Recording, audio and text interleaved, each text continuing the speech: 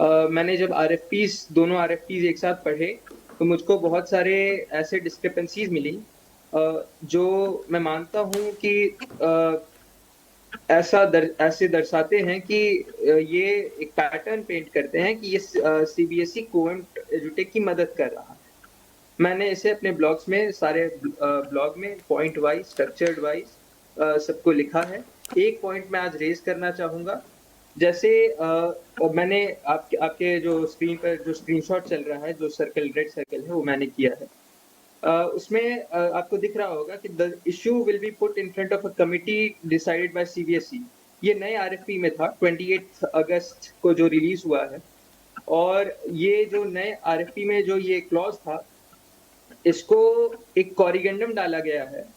और सीबीएसई ने अपने से एक्टिवली एक पावर छीनी है कि इस कंपनी को ब्लैकलिस्ट ना कर सके। ये कॉरिगेंडम निकाला गया कि सीबीएसई से जो पावर है, ब्लैकलिस्ट करने की पावर है, वो छीन ले। ये कॉरिगेंडम 20 सितंबर को निकाला गया। सार्थक, तो ये बात ये दर्शकों को और कंपनी जो अच्छे से समझ डेटाबेस में कर आए, रही है मैम, जो उसके लिए कंपनी आपको जो ये बताना डेटाबेस दिया चाहिए है। कि कोएम्ट का एग्जैक्टली काम क्या था। कोएम्ट को किस बात के लिए टेंडर दिया गया था सार्थक? मैम, कोएम्ट को क्यूसीबीएस बेसिस पे टेंडर दिया गया था और टेंडर 3 बार बदले गए थे। मेरा वो सवाल है कि टेंडर क्यों बदले गए थे? कोएम्ट को टेंडर दिया गया, ये सब जानते हैं। कोएम्ट को देखा जाए तो सीबीएसई ने लीगली ही दिया, लेकिन 3 बार बदल के क्यों दिया? ये मेरा सवाल है। मैं बस यही जानना चाहता हूँ। मैं एक छात्र हूँ जिसका भविष्य ओएसएम की वजह से थोड़ा सा खतरे में दिख रहा है, या फिर जैसे भी सीबीएसई ने अपना टेंडर प्रक्रिया को ट्रांसपेरेंट नहीं रखा।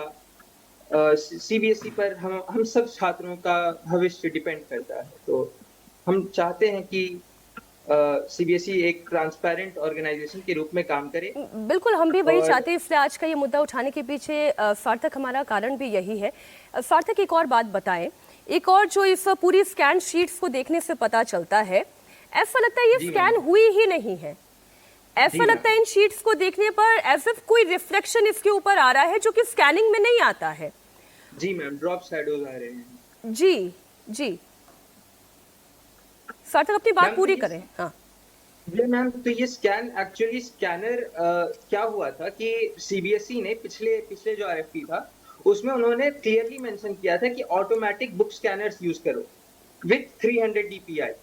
और जो नया आरएफपी है उसमें 300 डीपीआई को 200 डीपीआई बना दिया गया है। और वहां लिख दिया गया है कि सफिशिएंट स्कैनर्स यूज करो। ये नहीं बताया गया कि कौन से स्कैनर्स यूज करो। ये नहीं बताया गया कि जैसे कोई भी आप किसी भी दूसरे रीजनल ऑफिस का आरएफपी देख लीजिए, सीबीएसई के किसी भी दूसरे रीजनल ऑफिस का, वो क्लियरली मेंशन करते हैं कि डुप्लेक्स स्कैनर यूज करो, 60 पेजेस पर मिनट बोथ साइड्स, 300 डीपीआई के साथ। मैंने अपने ब्लॉग में रांची रीजनल ऑफिस सीबीएसई का प्रमाण दिया है कि रांची रीजनल ऑफिस लिखता है कि 60 पेजेस पर मिनट यूज करो। मेरा बस यही कहना है कि अगर सीबीएसई द्वारका ने, जो सीबीएसई हेड ऑफिस है, इसने रिलीज किया है, तो ये क्लियरली मेंशन क्यों नहीं करके कहता है कि कौन से स्कैनर्स यूज करो, किस क्वालिटी के स्कैनर यूज करो। अगर बच्चों का फोटो, ये कॉपी का फोटो लिया जा रहा है कैमरा से, किसी भी कैमरा से, तो वो तो गलत है मैम, वो तो स्कैनिंग नहीं है। मेरा एग्जैक्टली यही exactly. कहना है।